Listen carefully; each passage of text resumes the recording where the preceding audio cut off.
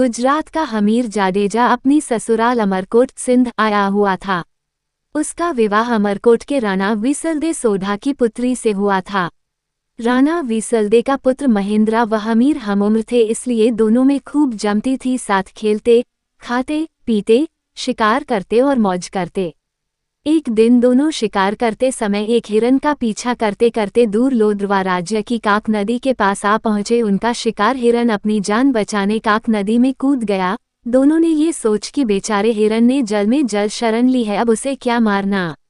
शिकार छोड़ जैसे दोनों ने इधर उधर नजर दौड़ाई तो नदी के उस पार उन्हें एक सुंदर बगीचा व उसमें बनी एक दुमंजिली झरोखेदार मेड़ी दिखाई दी। इस सुनसान स्थान में इतना सुहावना स्थान देख दोनों की तबीयत प्रसन्न हो गई। अपने घोड़े नदी में उतार दोनों ने नदी पार कर बागीचे में प्रवेश किया। इस वीरानी जगह पर इतना सुंदर बाग देख दोनों आश्चर्यचकित थे कि अपने डॉस में ऐसा नखलिस्तान, क्योंकि अभी तक तो दोनों ने ऐसे नखलिस्तानों के बारे में सौदागरों से ही चर्चाएं सुनी थी। उनकी आवाजें सुन मेड़ी में बैठी मूमल ने झरोखे से नीचे झांक कर देखा तो उसे गर्दन पर लटके लंबे काले बाल, भौहों तक तनी हुई मूछें, चौड़ी छाती और मांसल भुजाओं वाले दो खूबसूरत नौजवान अपना पसीना सुखाते दिखाई दिए। मूमल ने तुरंत अपनी दासी को बुलाकर कर कहा, नीचे जा, नौकरों से कह इन सरदारों के घोड़े पकड़े व इनके रहने खाने का इंतजाम करे। दोनों किसी अच्छे राजपूत घर के लगते हैं, शायद रास्ता भूल गए हैं, इनकी अच्छी खातिर करा। मूमल के आदेश से नौकरों ने दोनों के आराम के लिए व्यवस्था की, उन्हें भोजन कराया। तभी मूमल की एक सहेली ने आकर दोनों का परिचय पूछा। हमीर ने अपना व महेंद्रा का परिचय दिया और पूछा कि तुम किसकी सहेली हो, ये सुंदर बाग व झरोखेदार मेरी किसकी की है, और हम किस सुलक्षिनी के मेहमान हैं। मूमल की सहेली कहने लगी, क्या आपने मूमल का नाम नहीं सुना, उसकी चर्चा नहीं सुनी। मूमल जो जगह प्यारी मूमल के नाम से पूरे मार्ग जैसलमेर देश में प्रख्यात है, जिसके रूप से यह सारा प्रदेश महक रहा है, जिसके गुणों का बखान ये काक नदी कल कल कर गा रही है। ये झरोखेदार मेरी और सुंदर बाग उसी मूमल का है जो अपनी सहेलियों के साथ यहाँ अकेली ही रहती है। कहकर सहेली चली गई। तभी भोजन का जूठा थाल उठाने आया नाई बताने लगा, सरदारों आप मूमल के बारे में क्या पूछते हो, उसके रूप और गुणों का तो कोई पार ही नहीं। वह शीशे में अपना रूप देखती है तो शीशा टूट जाता है, श्रृंगार कर बाग में आती है, चांद शर्माकर बादलों में छिप जाता है। उसकी मेड़ी की दीवारों पर कपूर और कस्तूरी का लेप किया हुआ है, रोज ओखलियों में कस्तूरी कुटी जाती है, मन मन दूध से वह रोज स्नान करती है, शरीर पर चंदन का लेप कराती है। मूमल तो इस दुनिया से अलग है, भगवान ने वैसी दूसरी नहीं बनाई। कहते कहते नाई बताने लगा, अखन कुंवारी मूमल पुरुषों से दूर अपने ही राग रंग में डूबी रहती है। एक से एक खूबसूरत, बहादुर, गुणी, धनवान, जवान, राजा, राजकुमार मूमल से शादी करने आए, पर मूमल ने तो उनकी ओर देखा तक नहीं, उसे कोई भी पसंद नहीं आया। मूमल ने प्रण ले रखा है कि वो विवाह उसी से करेगी जो उसका दिल जीत लेगा, नहीं तो पूरी उम्र कुंवारी ही रहेगी। कुछ ही देर में मूमल की सहेली ने आकर कहा कि आप दोनों में से एक को मूमल ने बुलाया है। हमीर ने अपने साले महेंद्रा को जाने के लिए कहा, पर महेंद्रा ने हमीर से कहा, पहले आप। हमीर को मेरी के पास छोड़ सहेली ने कहा, आप भीतर पधारें, मूमल आपका इंतजार कर रही है। हमीर जैसे ही आगे चौक में पहुंचा तो देखा आगे उसका रास्ता रोके एक शेर बैठा है, और दूसरी ओर देखा तो उसे एक अजगर रास्ते पर बैठा दिखाई दिया। हमीर ने सोचा मूमल कोई डायन है और नखलिस्तान रचकर पुरुषों को अपने जाल में फंसा मार देती होगी। वह तुरंत उल्टे पांव वापस हो चौक से निकल आया। हमीर व महेंद्रा आपस में बात करते, तब तक मूमल की सहेली आ गई और महेंद्रा से कहने लगी, आप आइए, मूमल आपका इंतजार कर रही है। महेंद्रा ने अपना अंगरखा पहन हाथ में भाला ले सहेली के पीछे पीछे चलना शुरू किया। सहेली ने उसे भी हमीर की तरह चौक में छोड़ दिया। महेंद्रा को भी चौक में रास्ता रोके शेर बैठा नजर आया। उसने तुरंत अपना भाला लिया और शेर पर पूरे वेग से प्रहार कर दिया। शेर जमीन पर लुढ़क गया और उसकी चमड़ी में भरा भूसा बाहर निकल आया। महेंद्रा ये देख मन ही मन मुस्कुराया कि मूमल उसकी परीक्षा ले रही है। तभी उसे आगे अजगर बैठा दिखाई दिया। महेंद्र ने भूसे से भरे उस अजगर के भी अपनी तलवार के प्रहार से टुकड़े टुकड़े कर दिए। अगले चौक में महेंद्र को पानी भरा नजर आया। महेंद्र ने पानी की गहराई नापने हेतु जैसे पानी में भाला डाला तो ठक की आवाज आई। महेंद्र समझ गया कि जिसे वह पानी समझ रहा है वह कांच का फर्श है। कांच का फर्श पार कर सीढ़ियां चढ़कर महेंद्र मूमल की मेड़ी में प्रविष्ट हुआ। आगे मूमल खड़ी थी, जिसे देखते ही महेंद्र ठिठक गया। मूमल ऐसे लग रही थी जैसे काले बादल में बिजली चमकी हो। एड़ी तक लंबे काले बाल मानो काली नागिन सिर से जमीन पर लौट रही हों। चंपे की डाल जैसी कलाइयां, बड़ी बड़ी सुंदर आंखें, ऐसे लग रही थी जैसे मद भरे प्याले हो। तपे हुए कुंदन जैसा बदन का रंग, वक्ष जैसे किसी सांचे में ढाले गए हों, पीठ जैसे पीपल का पत्ता, अंग अंग जैसे उफन रहा हो। मूमल का ये रूप देखकर महेंद्र के मुंह से अनायास ही निकल पड़ा, न किसी मंदिर में ऐसी मूर्ति होगी और न किसी राजा के रनवास में ऐसा रूप होगा। महेंद्र तो मूमल को ठगासा देखता ही रहा। उसकी नजरें मूमल के चेहरे को एकटक देखते जा रही थी। दूसरी ओर मूमल मन में कह रही थी, क्या तेज है इस नौजवान के चेहरे पर, और नयन तो नयन क्या खंजर है। दोनों की नजरें आपस में ऐसे गड़ी कि हटने का नाम ही नहीं ले रही थी।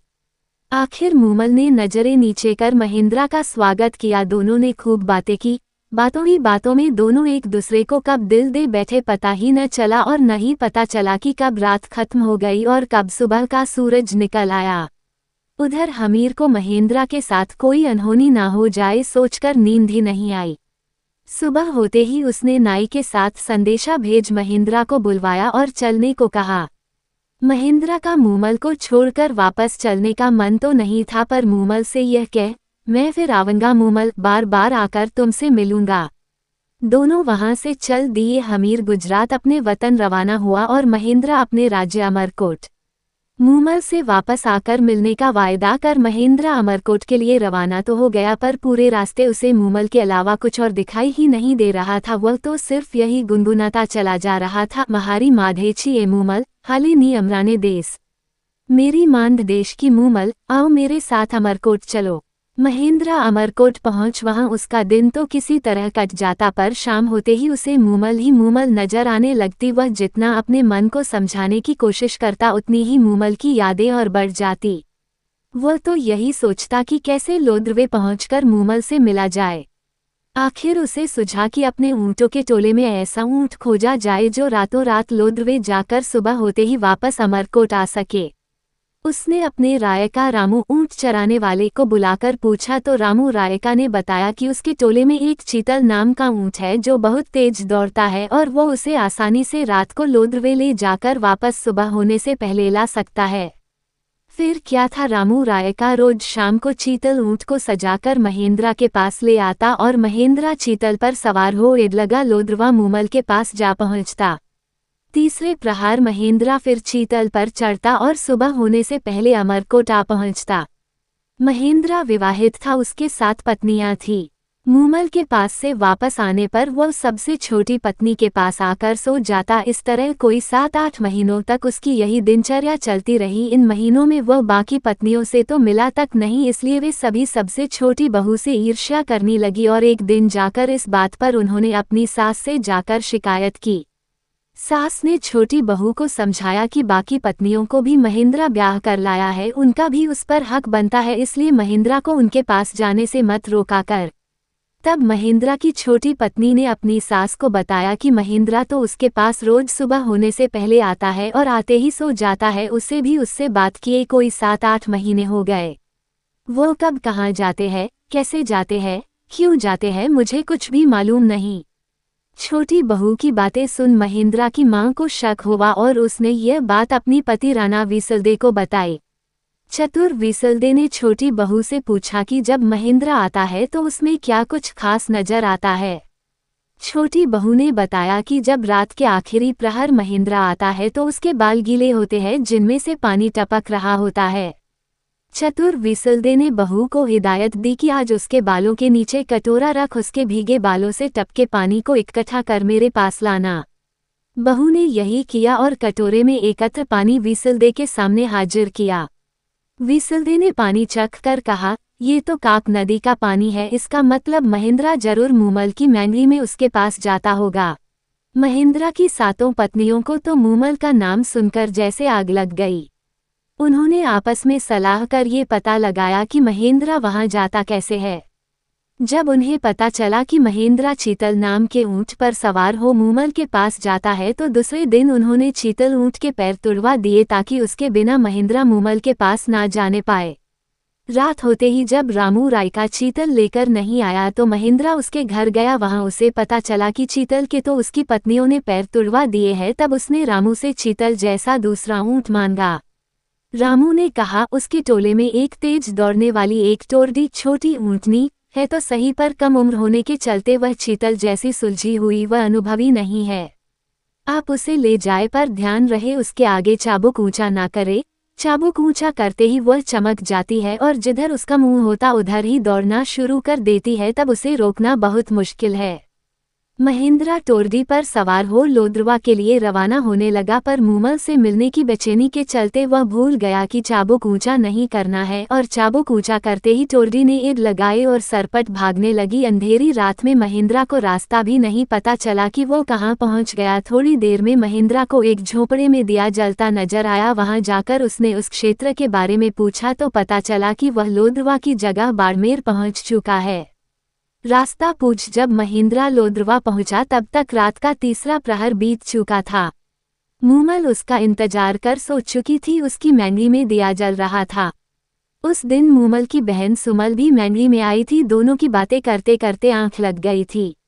सहेलियों के साथ दोनों बहनों ने देर रात तक खेल खेले थे। सुमल ने खेल में पुरुषों के कपड़े पहन पुरुष का अभिनय किया था और वह बातें करती करती पुरुष के कपड़ों में ही मूमल के पलंग पर उसके साथ सो गई। महेंद्रा मूमल की मैंगरी पहुंचा। सीढ़ियां चढ़ जैसे ही मूमल के कक्ष में घुसा और देखा कि मूमल तो किसी पुरुष के साथ सो रही है। ये दृश्य देखते ही महेंद्रा को तो लगा जैसे उसे एक साथ हजारों बिच्छुओं ने काट खाया हो। उसके हाथ में पकड़ा चाबुक वही गिर पड़ा और वह जिन पैरों से आया था उन्हीं से चुपचाप बिना किसी को कुछ कहे वापस अमरकोट लौट आया। वह मन ही मन सोचता रहा कि जिस मूमल के लिए मैं प्राण तक न्यौछावर करने के लिए तैयार था वह मूमल ऐसी निकली।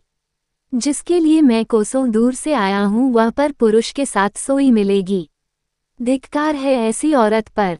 सुबह आंख खुलते ही मूमल की नज़र जैसे महेंद्रा के हाथ से छूटे चाबुक पर पड़ी। वो समझ गई कि महेंद्रा आया था पर शायद किसी बात से नाराज होकर चला गया। उसके दिमाग में कई कल्पनाएं आती रही। कई दिनों तक मूमल महेंद्रा का इंतजार करती रही कि वो आएगा और जब आएगा तो सारी गलतफहमियां दूर हो जाएंगी। पर महेंद्रा नहीं आया। मूमल उसके वियोग में फीकी पड़ गई। उसने श्रृंगार करना छोड़ दिया, खाना पीना भी छोड़ दिया। उसकी कंचन जैसी काया काली पड़ने लगी। उसने महेंद्रा को कई चिट्ठियां लिखी पर महेंद्रा की पत्नियों ने वह चिट्ठियां महेंद्रा तक पहुंचने ही नहीं दी। आखिर मूमल ने एक ढोली गायक को बुला महेंद्रा के पास भेजा, पर उसे भी महेंद्रा से नहीं मिलने दिया गया। पर वह किसी तरह महेंद्रा के महल के पास पहुंचने में कामयाब हो गया और रात पड़ते ही उस ढोली ने मांध राग में गाना शुरू किया। तुम्हारे बिना सोधा रान ये धरती धुंधली तेरी मूमल रानी है उदास मूमल के बुलावे परसल प्रियतम महेंद्रा अब तो घर आव। ढोली के द्वारा गई मांद सुनकर भी महेंद्रा का दिल नहीं पसीजा और उसने ढोली को कहला भेजा कि मूमल से कह देना न तो मैं रूप का लोभी हूँ और न ही वासना का कीड़ा। मैंने अपनी आंखों से उस रात उसका चरित्र देख लिया है। जिसके साथ उसकी घनिष्ठता है उसी के साथ रहे। मेरा अब उससे कोई संबंध नहीं। ढोली द्वारा सारी बात सुनकर मूमल के पैरों तले की जमीन ही खिसक गई। अब उसे समझ आया कि महेंद्रा क्यों नहीं आया। मूमल ने तो सपने में भी नहीं सोचा था कि उसे ऐसा कलंक लगेगा। उसने तुरंत अमरकोट जाने के लिए रथ तैयार करवाया ताकि अमरकोट जाकर महेंद्रा से मिल उसका बहम दूर किया जा सके कि वो कलंकिनी नहीं है और उसके सिवाय उसका कोई नहीं। अमरकोट में मूमल के आने व मिलने का आग्रह पाकर महेंद्रा ने सोचा शायद मूमल पवित्र है, लगता है मुझे ही कोई गलतफहमी हो गई। और उसने मूमल को संदेश भिजवाया कि वो उससे सुबह मिलने आएगा। मूमल को इस संदेश से आशा बंधी। रात को महेंद्रा ने सोचा कि देखें मूमल मुझसे कितना प्यार करती है। सो सुबह उसने अपने नौकर के सिखाकर मूमल के डेरे पर भेजा। नौकर रोता पीटता मूमल के डेरे पर पहुंचा और कहने लगा कि महेंद्र जी को रात में काले नाग ने डस लिया, जिससे उनकी मृत्यु हो गई। नौकर के मुंह से इतना सुनते ही मूमल पछाड़ खाकर धरती पर गिर पड़ी और पड़ते ही महेंद्र के वियोग में उसके प्राण पखेरु उड़ गए। महेंद्र को जब मूमल की मृत्यु का समाचार मिला तो वह सुनकर उसी वक्त पागल हो गया और सारी उम्र हाय महारी प्यारी मूमल कहता फिरता रहा। तो दोस्तों, कहानी कैसी लगी कमेंट करके ज़रूर बताएं। अगर कहानी अच्छी लगी हो तो प्लीज़ वीडियो को लाइक और शेयर करना ना भूलें और चैनल को सब्सक्राइब जरूर करें। धन्यवाद।